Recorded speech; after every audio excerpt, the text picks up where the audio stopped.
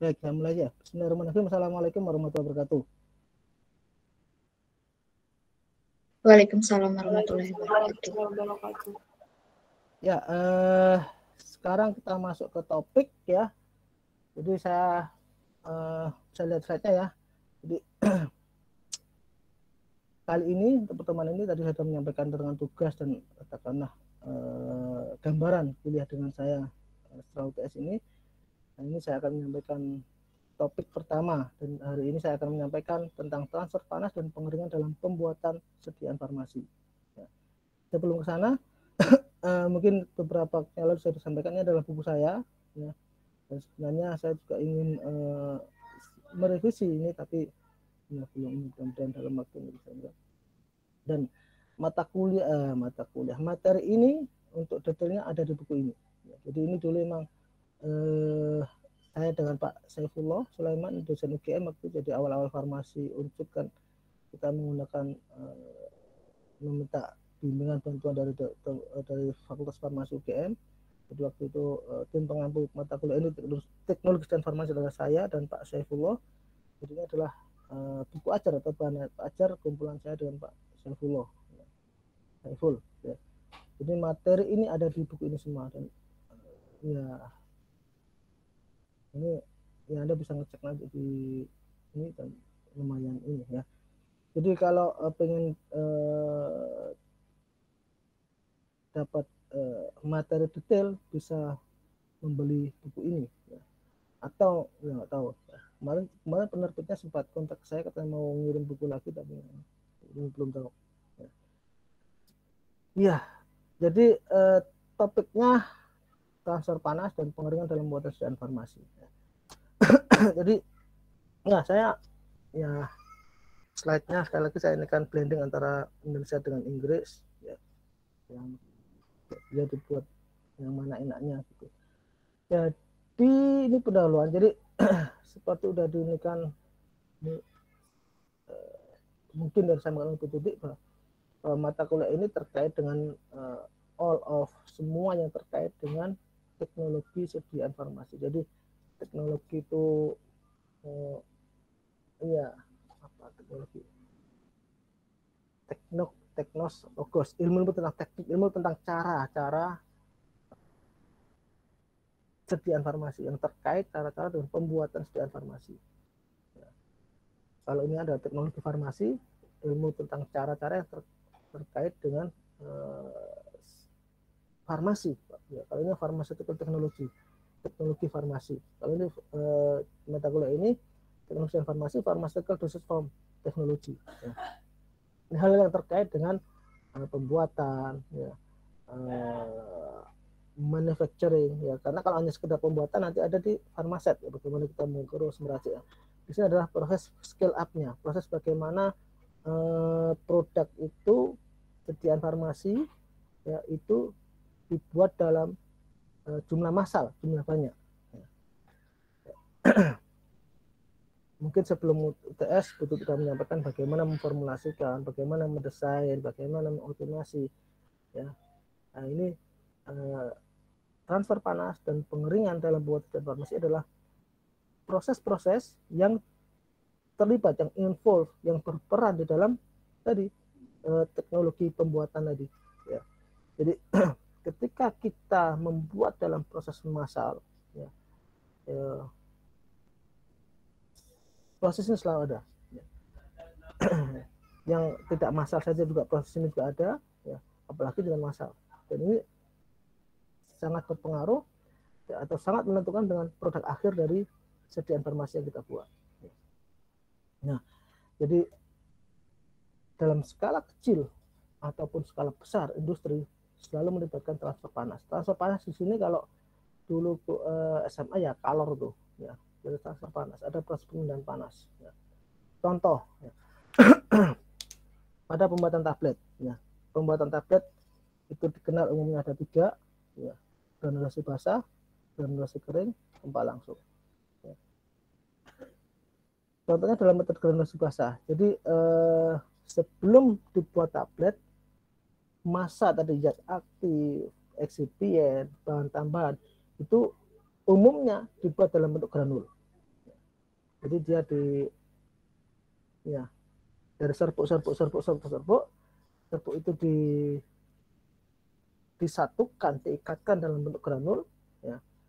Setelah jadi granul, baru dia dikempang, dicetak. Ya. Kenapa kok ini granul, Pak? Karena masing-masing serbuk ini sifatnya tidak sama. Ya. Kalau masing-masing serbuk itu sifatnya sama semua, sifat alamnya bagus, kompatibilitasnya bagus, keterikatannya bagus, dia nanti bisa langsung tanpa dibuat granul, dia langsung dengan metode kempak langsung. Nah, granulasi ada granulasi basah, ada granulasi kering. Ya. Granulasi basah, ya dia ada proses pembasahan di sana. Nah, padahal untuk menjadi tablet itu harus berbentuk kering. Sehingga setelah dilakukan pembasahan, granul ini harus dikeringkan. Ini ada proses transfer panas di sana. Jadi panas di sini untuk mengeringkan masa granul yang masih basah, ya karena proses pembasahan ketika proses pembuatan granul tersebut.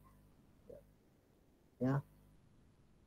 Transfer panas tidak hanya terjadi pada peristiwa yang melibatkan proses pengeringan, tetapi terjadi juga pada proses pencampuran, pengadukan, pengemasan, dan beberapa proses yang lain. Ini contohnya dalam granul basah. Pencampuran, pengadukan, contoh lain. Ya, misalkan kita mau membuat sirup, ya, membuat sediaan cair, membuat sediaan semi cair, ya, gel, krim, pasta, salep, itu juga melibatkan proses transfer panas. Namanya transfer panas ya, jadi ada perpindahan panas dari suatu sistem ke sistem yang lain, dari satu kondisi ke kondisi yang lain. Pengemasan juga ada proses transfer panas. Contohnya bagaimana? Misalkan tablet mau dikemas dalam bentuk strip atau blister, ya. Gambarannya begini, ini sealing roll, ya. Nanti tablet atau kapsul itu ini dari feeder, nanti ada proses pemanasan di sana sehingga di sini aluminium foil atau plastik yang digunakan untuk mengemas itu dengan pemanasan dia bisa nutup lengket. Ada proses transfer panas di sana dan beberapa proses yang lain, ya. Jadi pencampuran, pengadukan, pengemasan, termasuk juga misalkan penyimpanan, itu juga ada proses transfer panas di sana. Jadi karena semua proses dalam pembuatan sediaan farmasi itu pasti melibatkan transfer panas dan pengeringan, sehingga waktu itu dan saat ini juga kita berpikiran hal ini yang perlu diketahui oleh mahasiswa, oleh student, ya.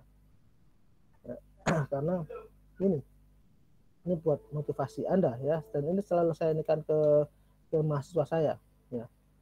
Lagi nih kalian angkatan 2019, mudah-mudahan semakin ini, ya. Saya sambil ini. Nah, ini yang ada nih. Amoriska, ini saya nggak tahu. Amoriska, halo? Ya, Pak. Nah, Amoriska, apa motivasimu masuk farmasi kemarin?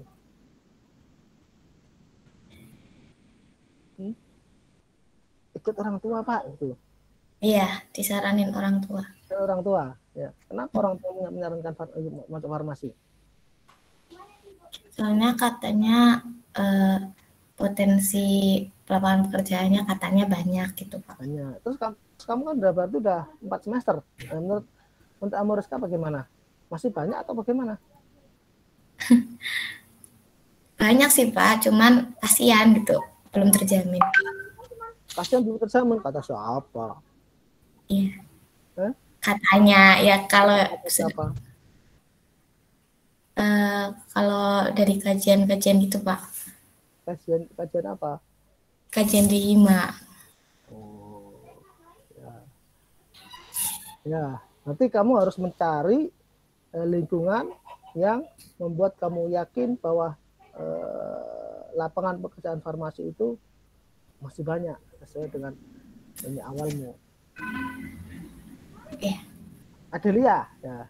Mohon maaf, tenang aja yang on kamera, nanti kan di kuliah di kalau kuliah saya akan mencantumkan nilai keaktifan, ya. Keaktifan ya konsekuensinya yang sering saya lihat di layar saya online, ya.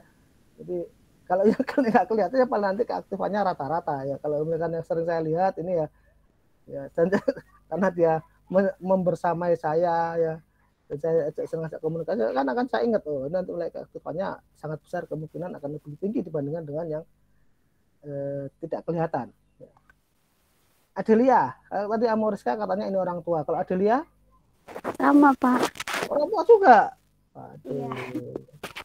Terus sama juga statusnya seperti Amoriska. Sekarang jadi pesimis gitu. Ternyata tidak seperti yang dibayangkan oleh orang tua begitu.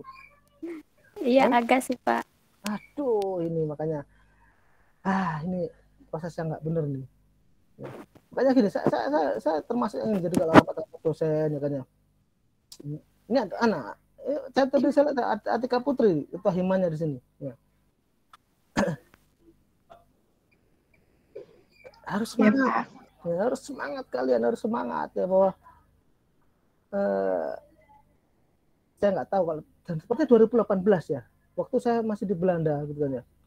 Itu saya dapat info bahwa yang jelas sampai sekarang peminat farmasi UNJ itu termasuk salah satu yang tertinggi. Ya. Jadi saya nggak bisa mengatakan paling tertinggi karena saya belum punya datanya, tapi termasuk salah satu yang tertinggi. Jika kan kompetisinya ketat. Logikanya, ya, ketika kompetisi itu ketat, yang masuk itu adalah yang baik-baik, gitu kan ya. Nah, tadi harapan-harapan dari orang tua Amoriska, orang tua Adelia, ya, sehingga produk-produk baik ini, ya, ketika sekarang di kuliah jadi Amoriska jadi pesimis, Adelia jadi pesimis, ini something wrong.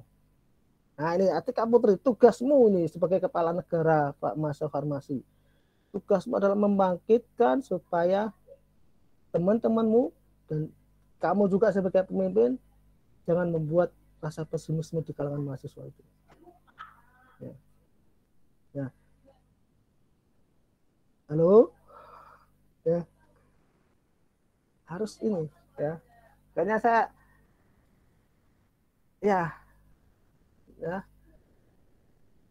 mungkin saya juga termasuk yang katakan masuk farmasi orang tua, tapi ternyata ya nyatanya saya sekarang survive dan eksis di farmasi. Istri saya pun juga farmasi. Ya. Nah, saya lulusan farmasi, saya juga punya usaha farmasi. Ya. Nah, yang Rini ya, ini Rini satu lagi nih. Ya, ini yang kelihatan on kamera di saya ya. Rini, kamu orang tua juga? Iya, Pak. Aduh, orang tua semua. Tapi pilihan pertama semua ini. Kemarin iya, Pak. Baik, saya akan nyambung di sini. Ya. Jadi terkait dengan mata kuliah ini, teknologi informasi. Ya. Amoriska, Adelia, tadi nggak sempat saya tanyain ya. Bisa jadi mungkin sebelum masuk farmasi optimis dengan diberi bayang-bayang oleh orang tuanya, nanti lapangan kerjanya banyak, ini. Sekarang semester 4 meredup. Optimisme, pesimismenya sudah agak kurang balance. Sekarang agak berat di pesimismenya. Harus mulai bangkit ya. Kenapa? Nah ini PR kita semua ya. Dan yang paling sekali adalah tadi saya sampaikan terkait dengan teknologi informasi ya. Harapan itu masih ada. Jadi ya kalian bisa cek ini kan adalah bahwa yang saya kemarin udah nikah belum ya di data ini dulu ya, ini bisa dilihat juga.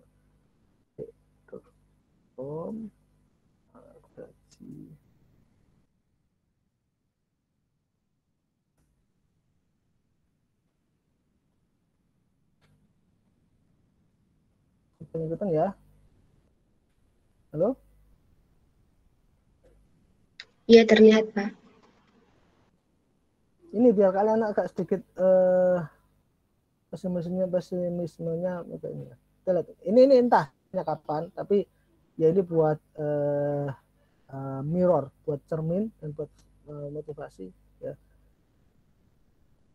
Farmasi klinik komunitas memang termasuk 3 di bawah ya. Tetapi Anda bisa lihat di sini Sains dan Teknologi Farmasi tengah-tengah.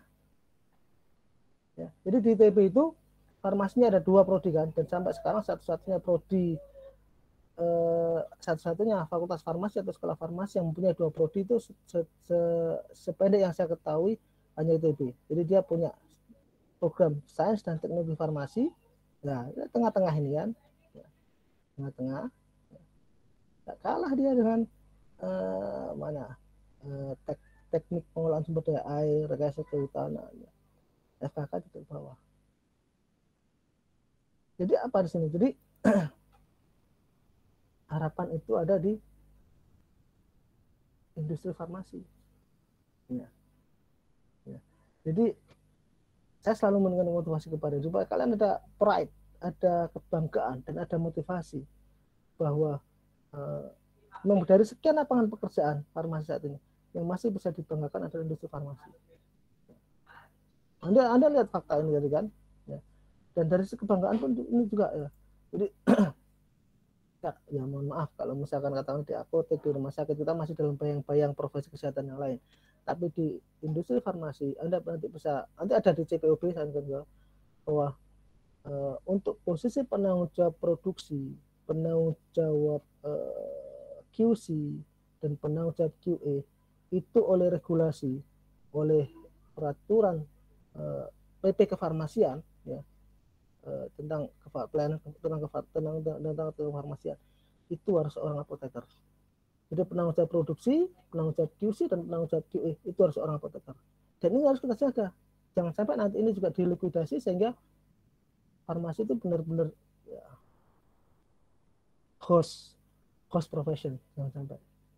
Dan tadi karena kita penanggung jawab di sana, wah luar biasa. Apalagi nanti misalkan nanti novel ini ya kan. Pokoknya saya ini kan yang online ya, novel. Nanti misalkan di farmasi jadi supervisor produksi. Ya. Jadi kalau apoteker di industri farmasi itu tidak akan jadi staff. Ya. Ya, begitu masuk industri farmasi, dia langsung akan jadi pasti dia akan langsung punya anak buah. Ya. Jadi kalau kamu sama staff dulu, dia pasti udah punya anak buah. Apalagi kalau misalkan supervisor kayak saya dulu sebelum jadi dosen saya kerja ya di industri farmasi ya. Makanya saya dulu skripsi saya S1 nggak ada hubungannya dengan teknologi farmasi. S1 saya skripsinya kimia medisinal. Tapi saya ITB, setelah lulus kuliah saya kerja di industri farmasi. Makanya begitu saya beralih profesi jadi dosen Pancasila itu langsung pokoknya di ini teknologi farmasi. Di Ucut pun demikian. Ya. Pokoknya Pak Dadang masuk teknologi farmasi. Dulu ketika saya kerja di industri farmasi, saya jadi supervisor produksi, anak buah saya dalam jumlah ratusan orang. Itu kan satu pride. Ya.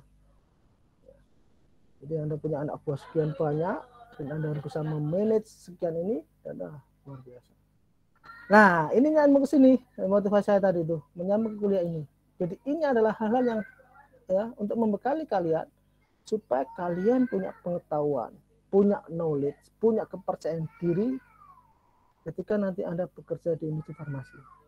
Anda punya basic information terkait dengan proses sana. Jadi tidak semata-mata terkait dengan formulasi, optimal itu terkait dengan proses sendiri. Karena kan nanti misalkan Anda di industri farmasi ya, itu ya namanya hidup ya, dinamika di mana-mana. Meskipun produk itu dibuat dari batch by batch terus menerus, itu ya namanya hidup, dinamika masalah selalu ada. Nah, ketika masalah ada produksi, kan Anda harus bisa mengintegrasikan kemampuan farmasi Anda. Jadi termasuk ini ya, bagaimana nanti jangan-jangan prosesnya bagaimana, dicek alatnya, dicek kondisi ruangannya, ya, transfer panas ini bisa menjadi bekal ya. Nah, lanjut ke sini. Ada energi yang dipindahkan dari satu objek ke objek lainnya karena terdapat perbedaan temperatur objek itu sendiri. Ya, misal di sini mengapa gagang penggorengan menjadi panas? Padahal yang dipanaskan adalah wajahnya. Ada proses pemindahan transfer panas di sana. ya. Ini juga misalkan di industri farmasi ini ya, Anda misalkan jadi supervisor produksi ya, Anda punya anak buah ratusan orang ya, dan rata-rata mohon maaf ya, operator produksi itu kebanyakan lulusan SMA atau SMK, dan bisa jadi mungkin ya mikirnya seperti robot, tidak ada ruang untuk berpikir logis segala macam. Jadi saya dulu ketika di sana ya sempat ada masalah ya. Jadi ya salah dua orang lah, yaitu kita setting untuk mengeringkan granul, dan ternyata dia agak lengah di sana. Proses granulasinya menggunakan etanol, dan di sana pengeringannya menggunakan oven. Nah, karena meledak di sana. Nah, itu hal-hal dasar yang ya harusnya menjadi warning bagi kita, dan itu tugas supervisor produksi farmasis atau tugas sebagai supervisor produksi ya. Ini contoh-contoh fenomena transfer panas ya. Mengapa matahari kita terasa panas meskipun jauh dari kita ya. Ini karena ada transfer, perpindahan suatu energi dan suatu bagian ke bagian yang lain karena ada perbedaan temperatur. Ya, seringkali berhubungan dengan transfer panas, ya, sering menggunakan air atau pelarut organik dalam proses produksi. Ya. Nah, padahal kan jadi ini ya tadi, kita mau memproses suatu produksi ya. Ya. Sementara kita ingin menghomogenkan itu. Kadang-kadang kita tambahkan dulu dengan air atau tambahkan dengan pelarut organik.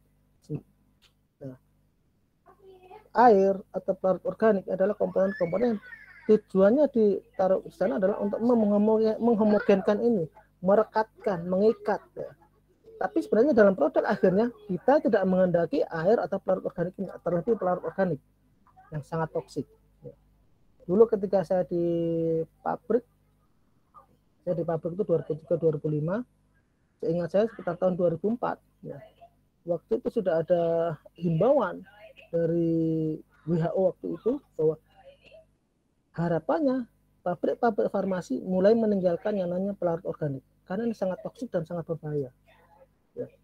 Pelarut organik umumnya dia toksik, ya, karsinogenik, dan dia mempunyai salah satu sifat yang perlu diinginkan adalah dia eksplosif, dia mudah terbakar. Jadi dia secara safety buat produk juga nggak bagus, dan secara safety buat operator juga nggak bagus. Ya. Ya. Ya, salah satu metode pengurangan adalah pemanasan ya, sehingga diperlukan heat transfer panas ya. Tadi pengeringan granul, tablet, pemekatan ekstrak cair ya, ini katakanlah banyak sekali dilakukan kakak kelas kalian, misalkan membuat gel, kalau dulu saya sempat membimbing sama saya membuat tablet dari ekstrak apa, ini ekstraknya dibuat kental dulu, sehingga dengan pemekatannya ini ada proses transfer panas di sana. Kemudian dengan penguapan pelarut menggunakan rotary evaporator dengan penguap. Berikutnya, berlangsung dalam 3 tahapan dan proses transfer energi dari sumber luar ke dalam material yang mengandung air. Transformasi dari air atau pelarut dari bentuk cair menjadi bentuk uap, dan kemudian transfer uap dari material keluar dari alat pengering material yang dikeringkan. Ini gambaran transfer panas, mekanisme transfer panas. Ada namanya konveksi. Ya. Jadi transfer atau pemindahan panas melalui fluid. Ya. Fluid di sini, ya, fluid itu suatu aliran, kalau di sini, dan alirannya itu bisa liquid, cairan atau gas yang disebabkan oleh pergerakan molekuler, ya, convection. Ya. Di sini ada, ya, ini panas, ya. Ini radiasi. Karena dia diinikan energi yang diradiasikan atau ditransmisikan dalam bentuk rays, ya, sinar atau wave, gelombang dari partikel. Ini radiasi. Ya, ini panas ya, ada radiasi sana. Panas. Medianya adalah media udara ya, di sana. Ya, ini gelombang. Ya. Konduksi ini dengan transfer panas ya, atau listrik ya, dari satu substance ke yang lainnya dengan kontak yang langsung. Ini tentunya misalkan tadi Anda misalkan menggoreng ya, nanti gagangnya kan juga terasa panas Makanya sekarang, ya bukan sekarang, ada beberapa produk penggorengan tangkainya sini diberi kayu atau diberi plastik yang dia harapannya adalah untuk menahan konduksi panas di sini. Kalau nggak gitu dia akan terasa panas di sini. Nah, konveksi ini panasnya dia muter-muter sini konveksi. Jadi dia melalui fluid, ya, aliran yang tidak cair atau gas udara. Jadi mekanisme transfer panas ada konveksi, konduksi, dan radiasi. Dan saya pikir di fisika SMA juga udah ada ini kita. Ini lebih ke aplikasi teknisnya terkait dengan transfer panas di dalam industri farmasi. Ya. Ini dari konduksi, ya. Contohnya pemanasan pipa besi, lalu suatu cairan panas, di mana pipa besi dimasukkan dalam cairan tersebut, panas yang disalurkan ke suatu bed, ya. Bed itu kayak ya kalau di sini mungkin kayak kain, ya, melalui rak metal soft dalam vakum drying, dalam pengeringan yang vakum. Konduksi panas hanya terjadi apabila terdapat perbedaan temperatur. Nah, ini beberapa data konduktivitas termal dari beberapa material. Misalnya di styrofoam ya harusnya 0,01 dan bisa ya air 0,026. Ini air adalah udara karena sudah ada water itu air. Ya.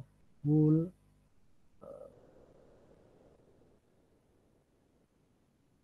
kain ya, wood kayu, lemak tubuh, kaca, konkret itu suatu kayak membran, ya, iron besi, aluminium, silver, dan di sini diamond konduktivitas semuanya paling tinggi. Jadi hati-hati kalau misalkan diamond tadi dia dapat mengantarkan panas yang cukup mudah. Tuh.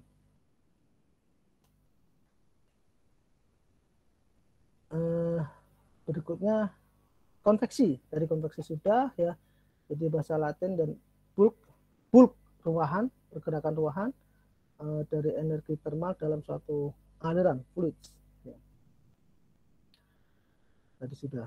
Contoh natural convection adalah penggunaan udara panas pada alat pengering tray dryers dan fluid bed dryers. Tray dryer itu yang bagaimana, fluid bed dryer atau bagaimana, nanti di slide berikutnya ada ya. Bagaimana tray dryer, bagaimana fluid bed dryer.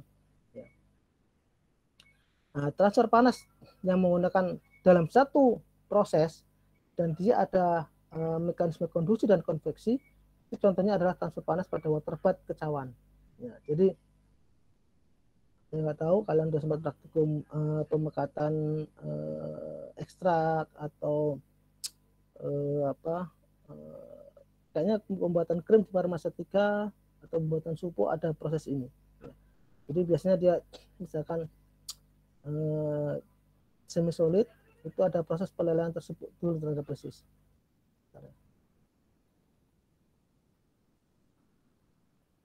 Bentar ya.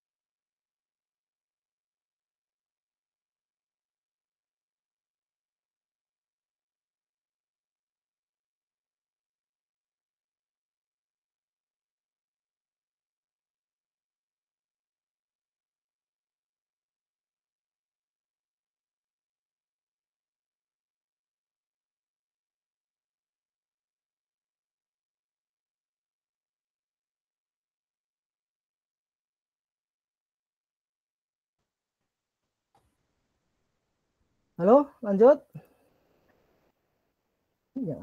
Yang on kamera cuma Amoriska, Noval, Adelia, Rini. Ya, ya, yang lainnya nggak tahu kemana.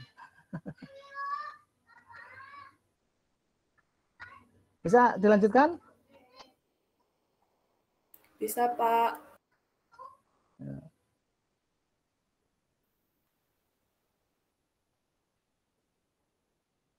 Ini konveksi. Jadi water bath dan cawan tadi pembuatan supo.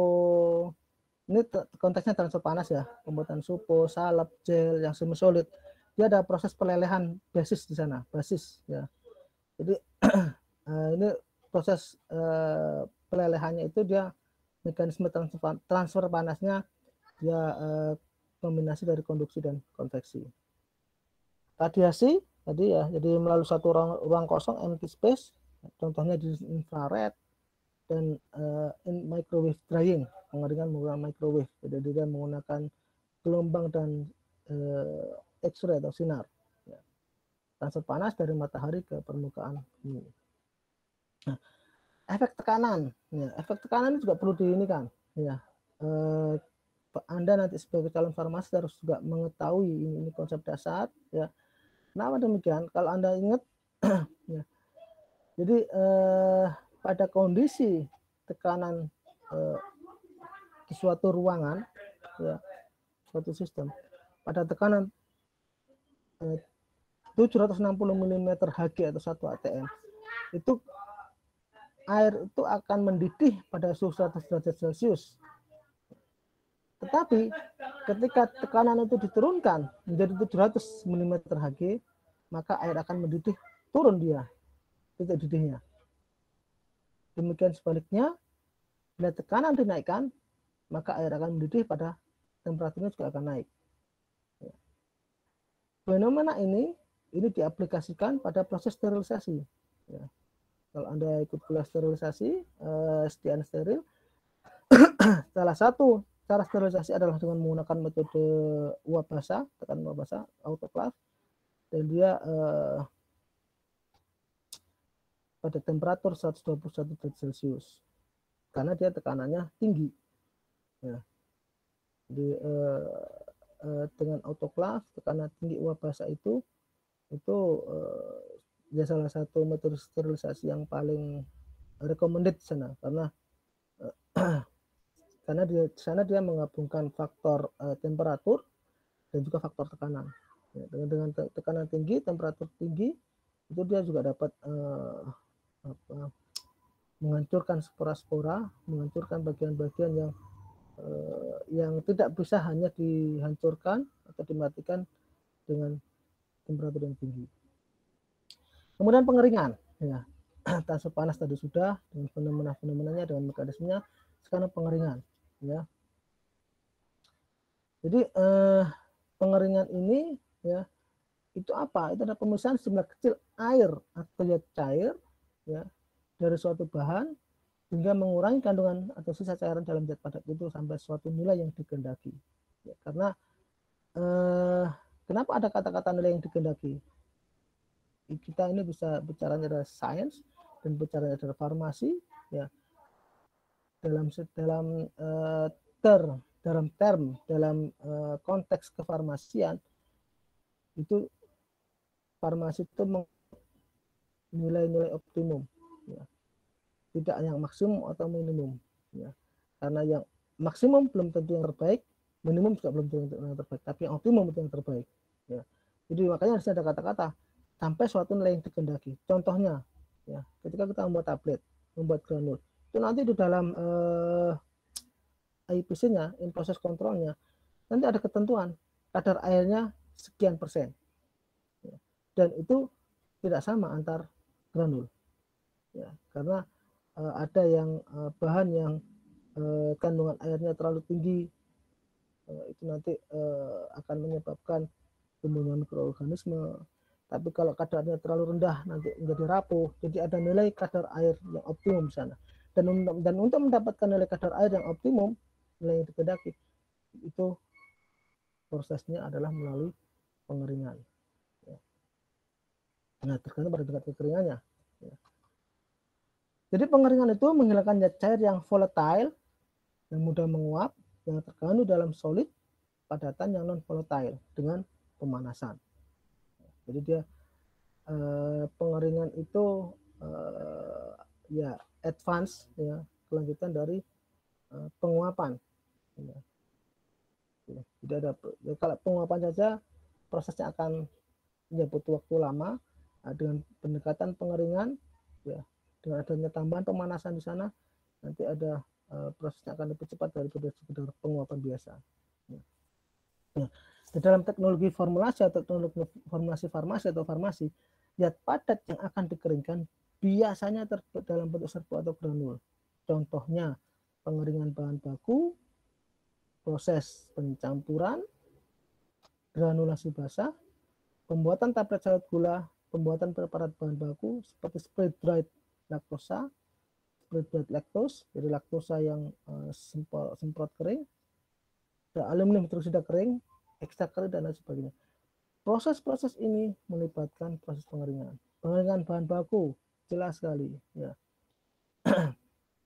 Kalau bahan baku itu banyak mengandung air, ya air itu media yang optimum untuk pertumbuhan mikroba, ya, sehingga ini perlu dikeringkan bahan baku. Ya. Pencampuran akan lebih optimum, prosesnya akan lebih mudah, akan lebih dapat berjalan dengan baik, ya, ketika pada kondisi-kondisi tertentu ada proses pengeringan di sana. Granulasi basah, setelah granul itu dibasahin, ya harus dikeringkan, karena nggak mungkin membuat tablet dicetak, digempa dalam posisi granulnya masih basah, masih lembek. Pembuatan tablet salut gula, ya, untuk menyalut tablet itu, tabletnya harus dikeringkan terlebih dahulu. Pembuatan preparat baku, bahan baku, ini juga melalui tahapan pengeringan. Manfaat pengeringan banyak, melindungi pada pengaruh degradasi. Ya, degradasi itu kadar penurunan kandungan dari senyawa obat. Karena kecepatan degradasi akan bertambah cepat bila material terdapat dalam larutan atau lembab basah. Ya, karena degradasi atau penurunan kandungan potensi dari suatu senyawa kimia dari suatu obat itu dapat dipengaruhi faktor kimia, fisika, dan juga ada faktor mikrobiologi, mikroba. Ya. Jadi kalau tidak kering, bisa kita bicara padatan, akan ini dengan lembab, ya, banyak air, dia akan banyak mengundang mikroba di sana, dan posisi mikroba di sana akan mengganggu terkait dengan konsentrasi zat aktif di sana, kemudian mengalami degradasi, penurunan nilai. Nah, menurut pada pengaruh mikroorganisme, memperbaiki sifat alir granul. Ya, kalau posisi basah ya dia tidak dapat mengalir. Sifat alir ini pengaruhnya nanti ke proses pencetakan, pembuatan tablet, pengisian kapsul. Ya. Pembuatan tablet, pencetakan tablet, pengisian kapsul, ini sangat dipengaruhi oleh sifat alir granul. Memudahkan proses pengecilan partikel. Ya. Dengan dikeringkan, nanti ketika kita membutuhkan partikel-partikel dengan ukuran tertentu yang kecil, dengan pengeringan dapat mempermudah proses tersebut. Kemudian meningkatkan stabilitas produk yang dikemas dengan pengeringan. Ini mekanisme pengeringan. Ya, mekanisme pengeringan secara prinsip dikenal dua, jadi single particulate system dan multi particulate system. Jadi sistem yang menggunakan partikulat tunggal dan sistem yang menggunakan multi partikulat. Secara proses sama, jadi ada A, transfer panas, B, difusi air dari dalam ke permukaan, C, evaporasi dari permukaan solid. Bedanya apa? Kalau di sini tunggal, ya. Jadi partikelnya tunggal, ya. Jadi ya tunggal, misalkan katakanlah partikel, ya mungkin dia bayangannya mungkin hanya satu lapis, ya, tidak banyak. Kalau yang multi particulate system, ya berbeda, migrasi air dari cairan dari separtikel ke partikel lain kan dari suatu lapisan material yang dikeringkan. Jadi dia lebih kompleks, lebih tebal katakanlah begitu. Kalian makanya kalau kita misalkan ini pengeringan, sekarang Anda mengeringkan bahan baku, ya, atau Anda lihat pengeringannya konvensional di Indonesia, misalkan dia mengeringkan daun, mengeringkan apa, ya, dia dibikin dalam permukaan yang datar dan sebisa mungkin dibuat lapisannya tipis, ya, diratakan sebisa mungkin, ya. Karena dia katakanlah prosesnya hanya mencakup proses ini saja, ya. Tapi kalau posisinya banyak, ya, dia multipartikulat karena dia nanti ada proses migrasi, ya, misalkan katakanlah ada berapa lapisan, ya, nanti mungkin yang atas dulu dia akan ini, ya, yang bawah akan dia, ya, bertahap begitu, ya. Jadi makanya kalau misalkan di kampung-kampung yang jemur gabah ya padi itu dia akan lebih cepat kering ketika kita punya lahan yang luas dan kita hamparkan semuanya di sana, bisa tercover dengan lapisan yang tipis, itu nanti akan lebih mudah kering dibandingkan dengan lahannya tidak terlalu luas dan gabahnya di sana numpuk-numpuk gitu. Nah, tahapan pengeringannya seperti ini sama. Jadi ada transfer panas, ya panas dari katakanlah kalau misalkan tadi nyemur gabah atau nyemur simplicia, ya daun-daunan, ada transfer panas, katakanlah dari misalkan dari matahari masuk ke dalam gabah atau daun-daun atau tanaman-tanaman tersebut. Kemudian airnya akan berdifusi ya, dari dalam ke permukaan keluar. Kemudian ketika air dari sini dia akan evaporasi, menguap dari permukaan solid. Berikutnya faktor yang berpengaruh dalam proses pengeringan. Ada kecepatan difusi air dari dalam ke permukaan solid, kecepatan penguapan air dari permukaan solid tadi B, proses B dan proses C. Ya. Kemudian yang menentukan kelembapan relatif ruangan. Jadi semakin lembab tentunya proses pengeringannya juga akan berpengaruh. Jadi untuk mendapatkan pengeringan yang optimal, kelembapan relatif ruangannya harus dikendalikan seminim mungkin. Jangan diharapkan tidak terlalu lembab. Luas permukaan solid dari bisa mungkin luas permukaannya diperluas. Ya. Karena dengan diperluas luas permukaan, proses dari difusi penguapan akan lebih cepat. Kecepatan penggantian udara, ya, tekanan udara dan jumlah kalori yang digunakan. Ya. Jumlah kalori ini kalau misalkan kita ini pengeringan tradisional, ya, kita bisa mengamati ketika matahari panas, sinarnya sangat banyak dibandingkan dengan kalau sering mendung, sering hujan, kalori yang digunakan berbeda sehingga proses pengeringannya pun juga akan berbeda. Ya. Dalam proses pengeringan periode awal ada initial adjustment, terjadi kenaikan temperatur padatan karena ada penyerapan panas tadi kan dari udara, dari matahari, uap yang lepas sehingga temperatur turun lagi. Pada akhir periode awal terjadi keseimbangan sehingga temperatur solid stabil. Kemudian periode laju konstan, ya, konstan rate period, ya, konstan. Ya. Terjadi keseimbangan terhilangnya lapisan film di permukaan, lapisan air tadi karena penguapan dengan kecepatan difusi air dari dalam permukaan, dari dalam ke permukaan solid. Pada akhir periode ini mulai tampak noda kering di permukaan karena proses pengeringan terjadi lebih cepat dibanding dengan kecepatan difusi air dari dalam ke permukaan solid. Dan first falling rate period, ya, periode penurunan laju pertama. Nah, penurunan jumlah noda kering di permukaan semakin banyak. Ya, pada akhir periode ini atau namanya periode of unsaturated surface drying, ya, pengeringan permukaan unsaturated, tidak jenuh. Lapisan tipis air yang ada di permukaan telah hilang dan kecepatan pengeringan tergantung pada difusi air ke permukaan solid. Kemudian laju penurunan laju kedua, periode penurunan laju kedua, second falling rate period, kecepatan penurunan laju pengeringan lebih tajam dibanding dengan fase penurunan laju pertama. Second falling rate. Kemudian periode akhir, final period, kecepatan pengeringan sama dengan 0, terjadi keseimbangan antara kandungan lembab atau MC, moisture content, kandungan lembab sebagai fungsi waktu pengeringan. Pengeringan lebih lanjut merupakan pemborosan energi. Kenapa? Karena udah nggak ngefek lagi. Nah, makanya ada waktu optimum untuk pengeringan. Ya, kalau udah kering, udah terdapat kadar air, ya, pemborosan energi waktu, energi biaya, energi sumber daya. Nah, hal-hal ini itu kalau dalam konteks industri farmasi sangat-sangat diperhatikan. Proses efisiensi, proses efektivitas, ya. Sehingga di sana yang namanya efektivitas, efisiensi, optimasi itu sangat dikedepankan. Nah, berikutnya kelanjutan dari pengeringan, ya. Jadi pengeringan itu membagian padatan berdasarkan drying by drying behavior, perilaku pengeringannya. Akan dikenal ada istilah kristal atau granula dan amorf. Jadi kristal itu bentuknya seperti kristal, amorf bentuknya tidak beraturan atau tidak berbentuk kristal. Yang berbentuk kristal umumnya, ini contohnya ini adalah contoh gambar dari kristal parastamol. Nah, tentunya ini dengan mikroskop ya, sangat besar kemungkinannya dengan mikroskop elektron dengan perbesaran tertentu sehingga didapatkan gambar kristal yang cukup jelas seperti ini.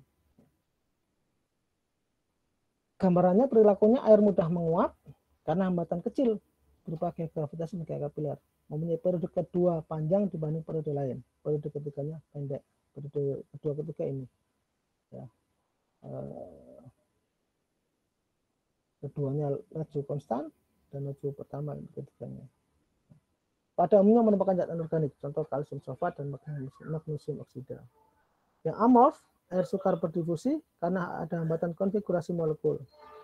Mempunyai periode kedua dan ketiga pendek, periode keempat panjang. Titik E equilibrium tinggi karena masih ada sisa air yang tertinggal pada struktur solid. Pengeringan sebaiknya dengan temperatur rendah dengan penurunan tekanan. Jadi tekanan dinaikkan tapi temperatur dibuat rendah. Nah, terkait ini juga sangat menentukan ya. Jadi kan saya transfer panas, pengeringan ini kalau kita tidak perhatikan, tidak memikirkan optimasinya, nanti kita akan menemukan produk kita tidak sesuai dengan harapan. Kan kita membuat suatu sediaan farmasi, ya, dan itu konteksnya teknologi informasi ya. Kita membuat suatu sediaan farmasi, ya. Tujuannya apa? Kan kita mau membuat sediaan farmasi yang itu harapannya adalah untuk memberikan efek terapi pada pasien. Ya, harapannya adalah ketika orang menggunakan sediaan farmasi kita, obat kita, orang tersebut ketika dia sakit akan merasakan manfaatnya menjadi sembuh. Ya. Kalau hal-hal seperti ini, dan ini banyak sekali ini, ya, terkait dengan bentuk kristal, ya, dan itu dipengaruhi oleh proses pengeringan. Ya. Ya. Apalagi kalau misalkan kita mendapati suatu material, suatu bahan yang dia mempunyai sifat polimorfisme. Namanya polimorfisme. Morf itu kan bentuk, ya. Polimorfisme itu dia mempunyai bentuk lebih dari satu. Dan bisa jadi bentuk lebih dari satu, bisa jadi mungkin dia punya kristal semua, nanti ada kristal alfa, kristal beta misalkan. Atau ada juga misalkan polimorfisme dalam satu material, dia pada saat tertentu dia berbentuk kristal, pada saat yang lain dia berbentuk amorf. Dan ini akan sangat perlu kita ekstra hati-hati ketika misalkan kita mendapati polimorfisme, katakanlah dua tadi, satu dia bentuk kristal, satu mengingatkan katakanlah senyawa A, dia punya polimorfisme berbentuk kristal dan berbentuk amorf. Dan menurut studi, senyawa A ini dapat memberikan efek terapi ketika dia bentuknya adalah kristal. Ini harus kita perhatikan. Jadi di dalam proses pengeringan obat tersebut, kita harus berorientasi, kita harus memikirkan bagaimana caranya supaya material A nanti yang kita dapatkan adalah bentuknya kristal. Seandainya kita dapatkan bentuknya amorf, senyawa ini tidak akan mempunyai potensi farmaseutik.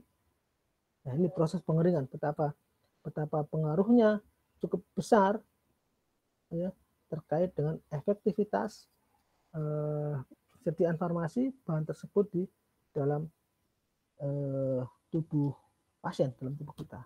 Ya. Nah, tadi pengeringan, mekanismenya, terus faktor-faktor yang mempengaruhi, terus perilaku, padatan terkait dengan perilaku pengeringannya, ada kristal, ada amorf, ya. Satu lagi, jadi kalau polimorfisme lebih dari itu, tadi kalau bentuk umumnya kristal, amorf, ya. Tapi ada beberapa material, satu senyawa dia dapat berbentuk amorf dan dia dapat bentuk kristal. Ya, ini perlu. Sekarang kita masuk ke klasifikasi pengering. Alat-alat yang dapat digunakan untuk mengeringkan. Dan kita sekali lagi, kita di sini konteksnya adalah teknologi sediaan farmasi. Jadi alat-alat yang sering digunakan dalam industri farmasi untuk menunjang terbentuknya sediaan farmasi yang optimum, yang sesuai dengan harapan. Ada yang non-agitated, yang statis dia, status bed dryers. Ya. Itu pengering dengan static bed. Ya. Ya, kalau tadi ya bed itu ya tempat tidur ya, kalau ada sampai kain spray ya ini bisa tempat tidurnya, ranjangnya ya. Jadi dia pengering bed ya dengan kerangka tertentu dan dia statis ya.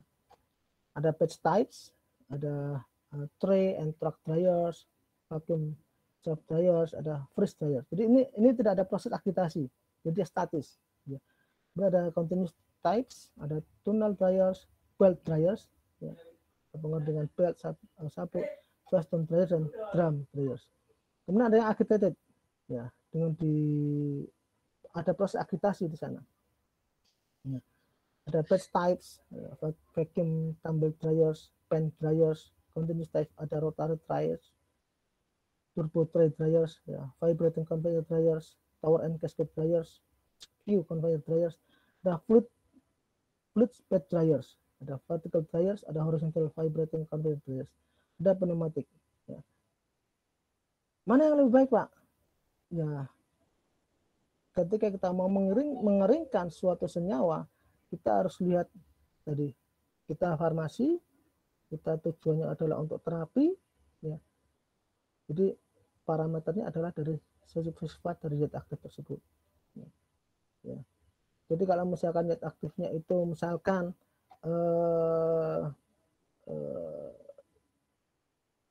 jumlahnya sangat sedikit ya, ya itu sangat agak rawan di sini ya, karena di sini biasanya nanti ada proses ya, misalkan kata fluid bed dryers, ada proses aliran udara di sana. Nah, nanti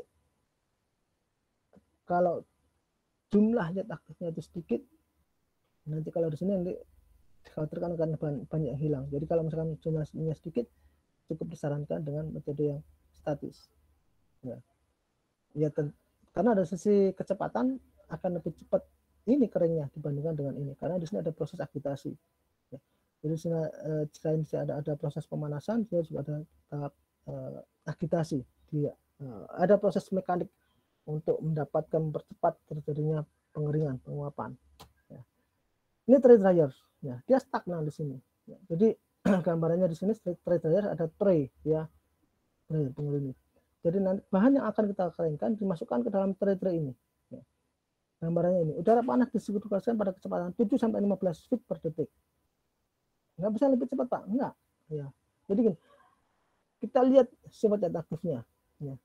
Karena kalau misalkan di sini sirkulasinya ditinggikan, nanti partikel itu akan kemana-mana di sini, padahal dia statis. Jadi dia cuma dihembuskan ya, ini kan.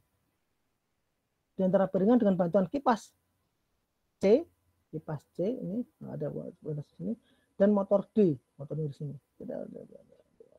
Ini untuk mengalirkan panas dari situ.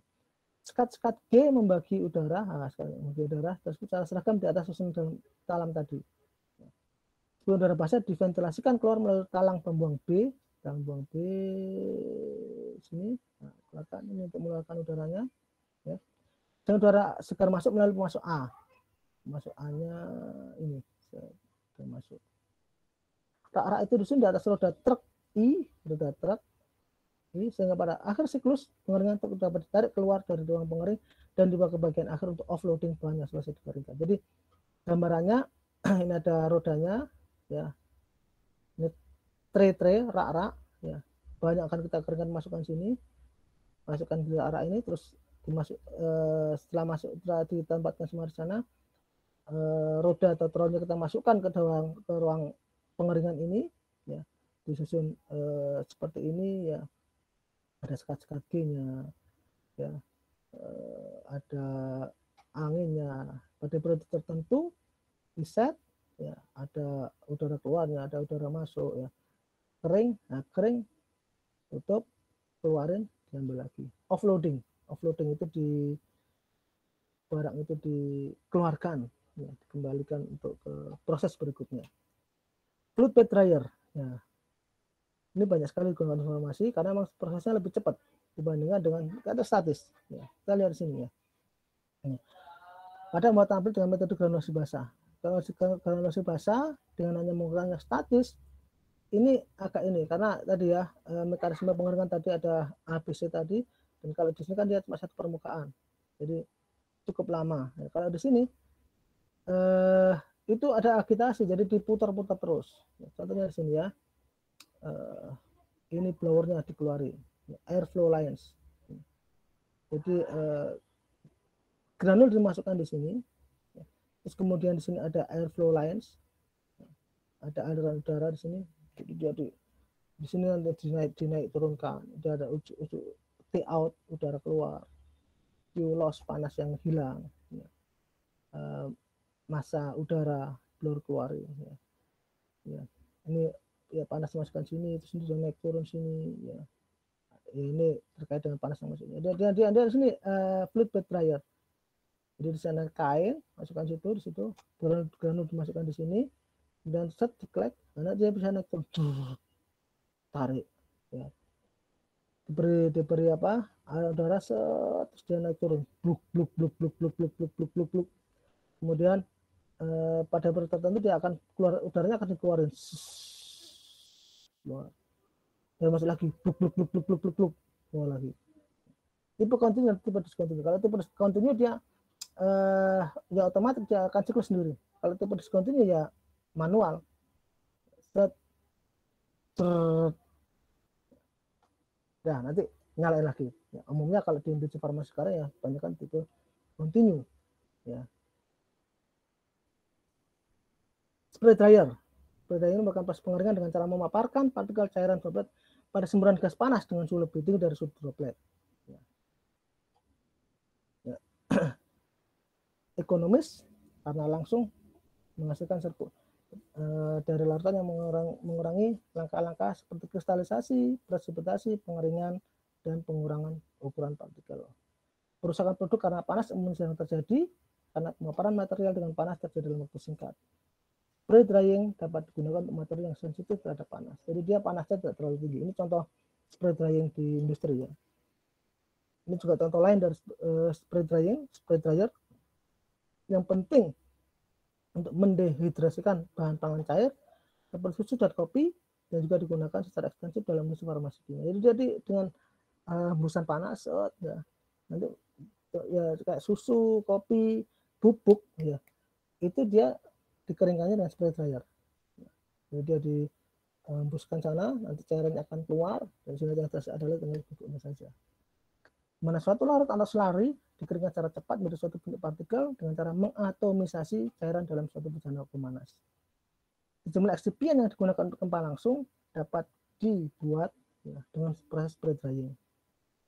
Bersifat mungkin diperkirakan bentuknya sferis itu sfer bulat, ukurannya hampir seragam. Alasannya apa? Ini gambarannya fluid liquid, jadi cairan yang akan diinikan. Ya, ini atomizer, ya, ini udara dan produk di sini, siklon udara, partikel kolektor di sini. Jadi di sini adalah bahannya, terus disemprot apa sampel yang akan dikeringkan, ya, sudah diberi cairan fluid liquid, cairan semburan semprotnya, ya, terus diatomisasi. Kemudian di sini ada produk dan udaranya dibuang, siklon, dan itu partikel-partikel yang diharapkan. Ya. Prosesnya sangat cepat, ya. Pengaparan terjadi dalam waktu singkat, waktu pemaparan panas singkat, sehingga spray drying sesuai dengan produk yang sensitif terhadap panas. Sifat fisik produk seperti bentuk dan ukuran partikel, kadar air dan sifat air dapat dikontrol dengan memilih alat dan kondisi proses. Kemudian ada juga rotating double cone vacuum dryer. Ini yang agitasi. Ya. Tipe pengering drum, drum dryer. Pada menggunakan vakum, drumnya divakum sehingga proses pengeringan menjadi lebih cepat karena ada pengurangan atau penurunan dalam drum akibat pemvakuman. Ya. Heating fluid in, panas yang masuk ke sana, to vacuum source, heating out, particulate filter, axis of rotation, drive rotor, ini bisa muter-muter. Ya. Itu dari saya, ya masih ada waktu kalau 11.27. Barangkali ada yang mau ditanyakan.